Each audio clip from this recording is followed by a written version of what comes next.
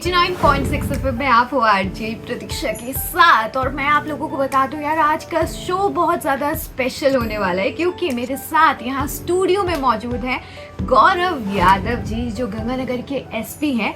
बात करूँ इस बार के इलेक्शंस की, तो गंगानगर में बहुत ही शांतिपूर्ण आपने इलेक्शंस करवाए हैं, जिसकी वजह से मेरे को लगता है कि लोग आपको हमेशा याद रखने वाले हैं।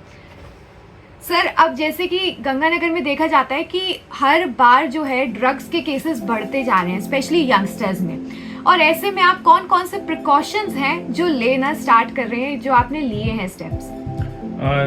जैसा आपको भी पता है, यहाँ गंगानगर में सभी को पता है, ड्रग्स एक बहुत बड़ी समस्या है गंगानगर की। ड्रग्स के खिलाफ जो लड़ाई है उसके 3 पहलू हैं। अगर उसको डिवाइड किया जाए, 3 पहलू हैं। उन तीनों पहलुओं को मद्देनजर रखते हुए ऑपरेशन सीमा संकल्प यहाँ पर चलाया जा रहा है, जिसमें पहला पहलू तो ऐसे वो आता है, ऐसे हमारे नौजवान, ऐसे युवक जो कि अभी ड्रग्स के चपेट में नहीं आए हैं, उनको जागरूक करना, उनको बताना कि इसकी क्या निगेटिव चीज़ें हैं, ताकि वो कभी कोई इसको ऑफर भी करे तो बहुत दूर रहें। और साथ साथ वो अपने घर वाले लोगों को, जो ऐसे लोग थोड़े बहुत चपेट में आए, उनको भी मोटिवेट करें और उनसे बाहर निकालें। दूसरा पहलू आता है ऐसे लोग जो ड्रग एडिक्ट हो रखे हैं, जिनको ड्रग से एडिक्शन से बाहर निकलवाना है, उनको डी एडिक्शन सेंटर पर भेजना, उनकी काउंसलिंग करना, उनको मोटिवेट करना कि उसको छोड़ें। और उसी क्रम में ऐसे कई सारे drug de addiction centre fake खुले हुए हैं, जो कि लोगों को एक तरीके से नशे का ही सप्लाई करते हैं, उनकी लगातार चेकिंग करना। और तीसरा पहलू है वो ऐसे मादक पदार्थ के तस्कर, ऐसे स्मगलर्स जो लगातार स्मगलिंग कर रहे हैं, लोगों को इस चपेट में ला रहे हैं, उनको आइडेंटिफाई करना, उनको अरेस्ट करना, उनकी जो प्रॉपर्टीज है उनको सीज करना, उनके अगर कोई अतिक्रमण कर रहे हैं उनको ध्वस्त करना। मैं इसमें बताना चाहूँगा, जो पहला पहलू है उसके तहत हमने अभी तक पिछले 4 महीने में करीब 15 से 20 हजार बच्चों तक हम पहुंच चुके हैं, उनसे बात कर चुके हैं, उनकी काउंसलिंग कर चुके हैं। उनके स्कूल में जो टीचर्स हैं उनकी काउंसलिंग की गई है। जैसे स्कूल में नॉर्मली पीटीआई को काफ़ी ज़्यादा चीज़ें पता चलती हैं, तो उनके थ्रू उनकी काउंसलिंग की गई है।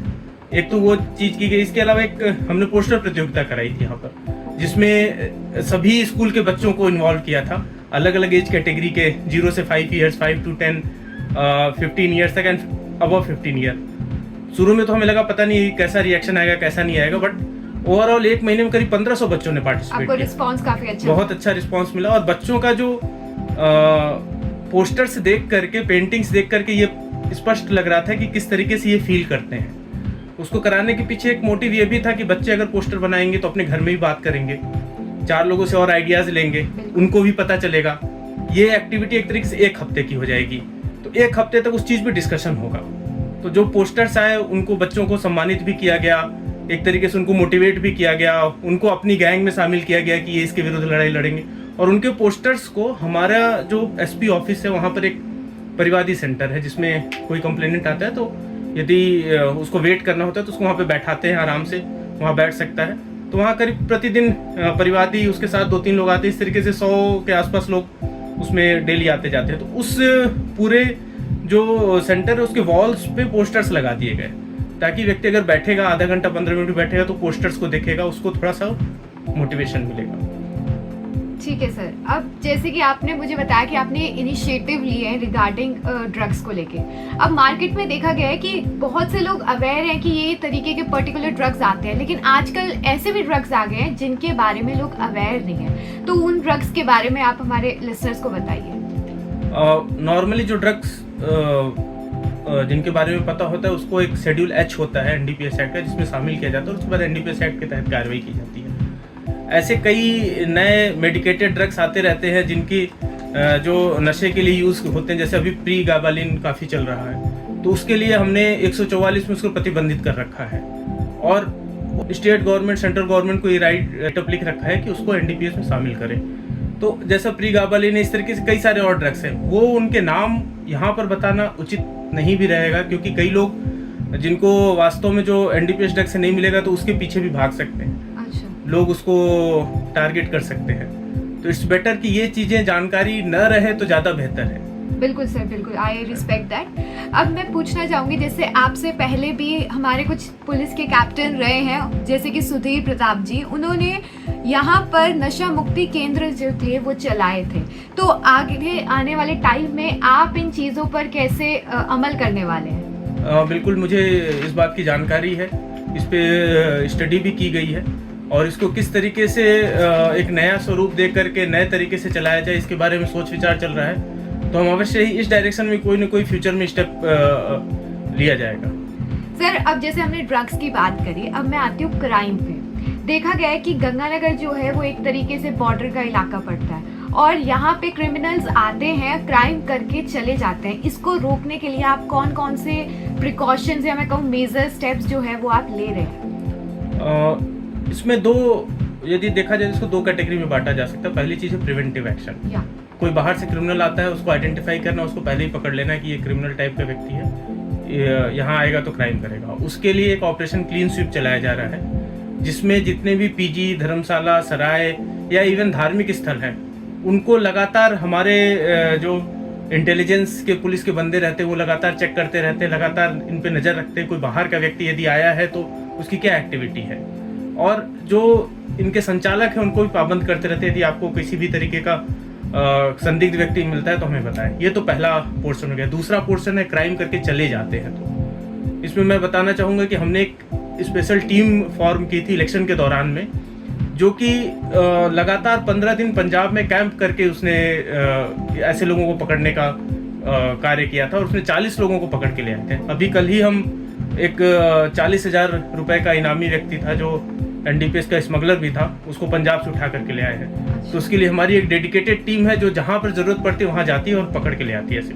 आज के टाइम पे सोशल मीडिया पर हमारे साथ बहुत ज़्यादा स्कैम्स होने लगे हैं और लोग अवेयर नहीं है कि उनके साथ फ्रॉड हो जाता है, वो कंप्लेंट कहाँ करवाएं। और काफ़ी लोग तो ऐसे होते हैं जो अवेयर नहीं होते, जिसकी वजह से वो अपनी प्रॉब्लम ही किसी से शेयर नहीं कर पाते। तो आप हमारी ऑडियंस को, हमारे लिसनर्स को एक वो मीडियम बताएं जिससे वो कंप्लेंट भी कर पाए और उनका सॉल्यूशन भी उन्हें मिले। सबसे पहले तो जो इस समय सबसे बड़ा फ्रॉड चल रहा है सोशल मीडिया के थ्रू, ऑनलाइन फ्रॉड चल रहे हैं, उसके बारे में मैं बताना चाहूँगा क्योंकि वो अवेयरनेस बहुत ज़रूरी है। कुछ फ्रॉडस्टर पीछे अपने बैकग्राउंड में अच्छा खासा ऑफिस का स्ट्रक्चर लगा लेते हैं, कुछ ऐसा साउंड लगा लेते हैं जिससे ऐसा लगे कि वायरलेस से आवाज़ आ रही है। वो एआई की टेक्निक ज़्यादा यूज करते हैं। यस, एंड ऐसा लगता है कि कोई पुलिस का ऑफिस है एंड देन वो किसी को कॉल करते हैं, उसको या तो ये कहते हैं कि आपके खिलाफ ये चीज़ें सामने आई है, मुकदमा दर्ज हुआ है, आप वीडियो कॉल पे आइए फिर हम आपको डिटेल बताएंगे। या फिर वो ये कहते हैं कि आपका बेटा हमारे पास है, उसकी आवाज़ प्रोड्यूस करने की कोशिश करते हैं। तो मैं सबसे पहले ये बताना चाहूँगा, पुलिस कभी भी इन्वेस्टिगेट करती है, अगर कभी भी इन्वेस्टिगेट करती है किसी भी एक्यूज को लेकर के, तो वीडियो कॉल पे ऐसे डायरेक्ट कभी भी नहीं बुलाती है। They will go to accused place, उसको बताएगी क्या चीज़ है क्या चीज़ नहीं है। कभी भी किसी कोर्ट का अनावश्यक रूप से नाम नहीं लेती है। जैसे अभी कुछ दिन पहले मैं एग्जांपल दूंगा, सूरतगढ़ में एक आर्मी ऑफिसर का मेरे पास फ़ोन आया कि सर मेरे पास इस तरीके का फ़ोन आया, वो कहे कि आपके तो पता नहीं किससे किससे लिंक हैं, तो आपके खिलाफ हाई कोर्ट से वारंट आया हुआ है, हाई कोर्ट आपको अरेस्ट करने के लिए कह रही है, हमारे पास केस आया है, तो आप वीडियो कॉल करिए फिर मैं बताऊँगा। फिर वीडियो कॉल पर डराने लगे, डराने के बाद अकाउंट डिटेल मांगने लगे।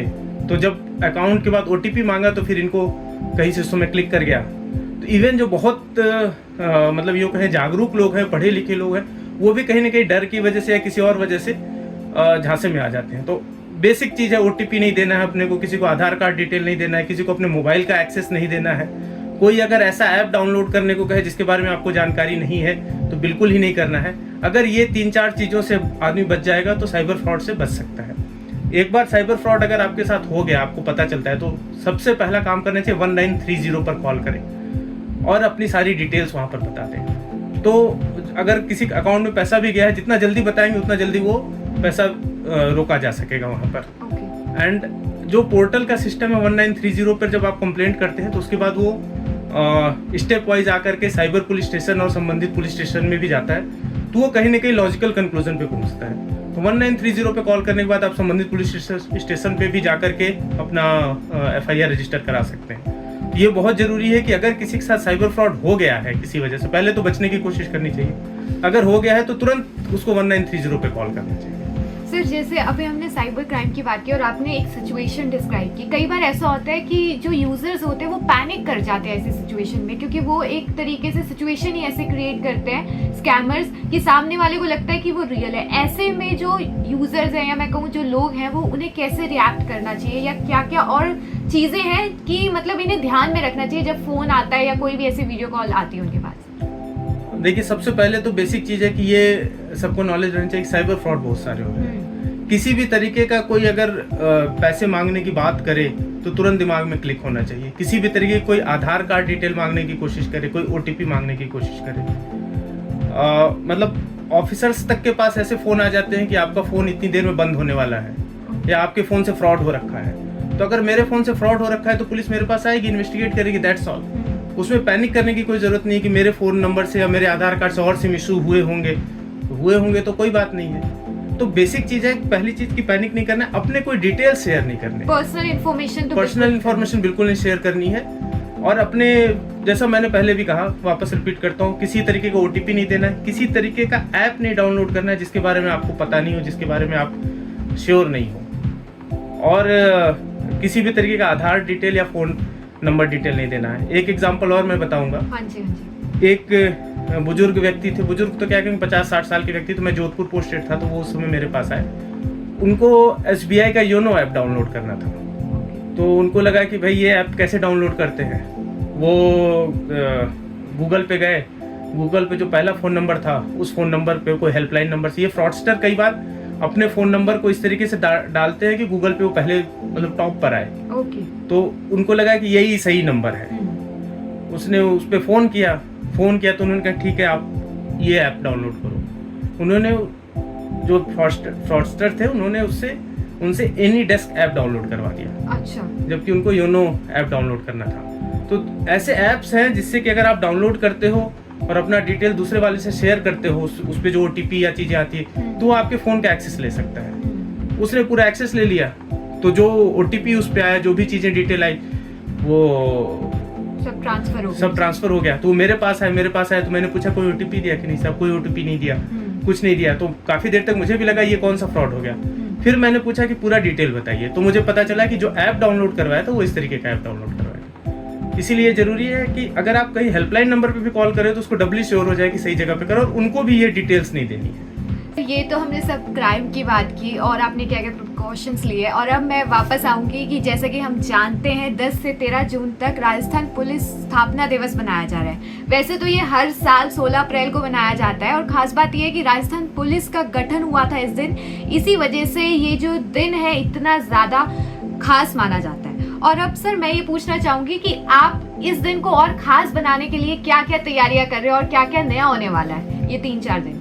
बिल्कुल, इसको हम उत्सव की तरह मना रहे हैं, जैसा आपने भी कहा 16 अप्रैल के बजाय, क्योंकि उस समय पुलिस व्यस्त थी। पुलिस के लिए हमेशा ड्यूटी पहले होती है, खुद का सेलिब्रेशन बाद में होता है। बिल्कुल, और उस टाइम तो इलेक्शंस का पूरा माहौल था। दिस इज प्राइम एग्जांपल कि हमने अपना सेलिब्रेशन को बाद में रखा है।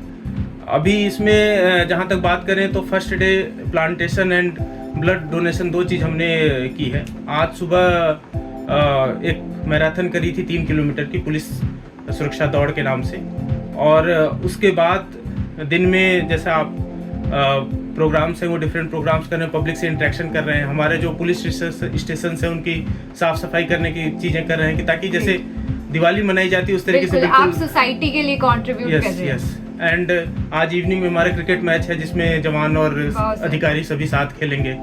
कल सुबह एक परेड होगी, परेड में बाकी लोग भी शामिल होंगे, पब्लिक को भी इनविटेशन दिया गया है कि वो भी परेड में शामिल हों। उसके बाद शाम को एक कल्चरल प्रोग्राम है जिसमें कुछ आर्टिस्ट इनवाइटेड हैं। इसके अलावा जो हमारे पुलिस के जवान हैं, पुलिस के लोग हैं, वो भी उसमें कुछ परफॉर्म करेंगे, रिक्रिएशनल एक्टिविटी की तरह देखा जाए। बच्चों के लिए ड्राइंग का कंपटीशन, छोटे मोटे गेम्स का कंपटीशन भी कराया गया है। एंड देन एक बड़ा खाना का आयोजन, जो पुलिस में बड़ा खाना बेसिकली होता है जिसमें अधिकारी से लेकर जवान तक सभी लोग एक जगह बैठ करके एक साथ खाते हैं। ओके। तो उसका आयोजन के साथ हम इसकी समाप्ति करेंगे। सर मतलब आप तो काफी ज्यादा बिजी होने वाले, आपने अपने आसपास पूरी एक्टिविटीज प्लान कर रखी है, बच्चों से लेके बड़ों तक। बिल्कुल। और सिटीजन्स को भी मतलब पूरा एंजॉय मिलने वाला है वही 10 से 13 जून तक। सर अब मैं आपसे कहना चाहूंगी कि आप हमारे लिसनर्स को जाते हुए क्या मैसेज देना चाहेंगे, गंगानगर के वासियों को क्या मैसेज देना चाहेंगे? मेरे सभी गंगानगर के वासियों को एक बहुत ही सिंपल सा मैसेज है। जो हमारे देश को अगर आगे ले जाना है तो सबसे पहला स्टेप होता है स्वयं को आदर्श नागरिक बनाना। यदि सभी लोग अपने आप को आदर्श नागरिक बनाने की कोशिश करें तो जो हमारी बहुत सारी समस्याएं हैं, करप्शन की, भ्रष्टाचार की, अपराध की, वो सारी समस्याएं स्वयं ही खत्म हो जाएंगी। तो आप सभी लोग अपने आप को आदर्श नागरिक बनाने की तरफ एफर्ट करें और ये कोशिश करें कि अपने देश को विकसित देश बनाने में पूरा सहयोग करें।